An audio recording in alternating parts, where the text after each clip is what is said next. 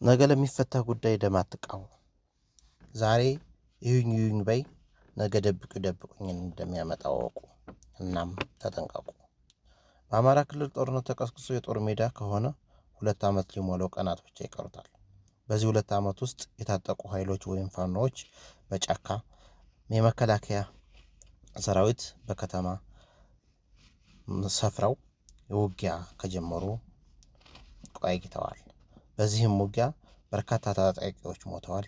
የመከላከያ ሰራዊትና ንጹሃንም አልቀዋል።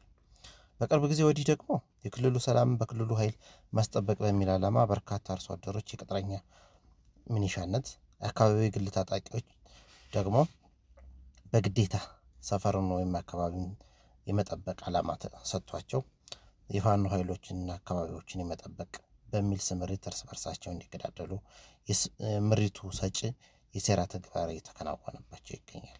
ይህም ማስተላለፍ የውዴታና የደሞዝ የተቀጠረው ሚኒሻ በግዴታ ስምሪት ከተሰጠው የግል ታጣቂ ከፋኖ ልጁ ወይም ወንድሙ አለያም ከወንድሙ ልጅ ወይም የጎረቤቱ ጋር እንዲገዳደል ሴራ ተኮንኩኖበት በጥበብ ተቀምሮ አማራው ለዘመናት የሚያለቅስበትን ስራው እየተሰጠ ይገኛል።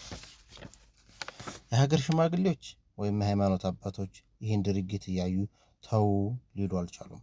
ፖለቲከኞች የበላይ አዛዦቻቸውን እየሰሙ የሚያስተዳድሩትን የራሳቸውን ሰዎች እርስ በርሳቸው የማገዳደል ተግባርና ስራ ብለው ይዘውታል። በዚህ አልፎ የገዳይ አስገዳይ ቁጥር ብዛት ውድድር ተገብቷል። ለአብነት ያህል በደብረ ወርቅ አካባቢ ወይም እናርጅና አውጋ ወረዳ በድሮን የተገደሉ ከ200 የሚበልጡ ንጹሃን ሰዎች ንጹህ አይደሉም የሚል ወይም ፋኖ ናቸው፣ ጽንፈኞች ናቸው በማለት የሟችን አማራ ላይ ስም የማውጣት ቁማር ተሰማርቶ አይተናል። በዚህ በየትኛውም መንገድ ፋኖ የሚሆን ንጹሃን ዜጋ የሞተው አማራ መሆኑን የሚያስተዳድረው ወንድሙን ወይም የአካባቢው ማህበረሰብ መሆኑን የረሳው የወረደው አስተዳደር ንጹሃን ሞቱ በማለት ስልጣኑን ከፍ የማድረግ ዓላማ ይዞ በተለያዩ ሚዲያዎች ሲያሰራጭ ሰምተነዋል።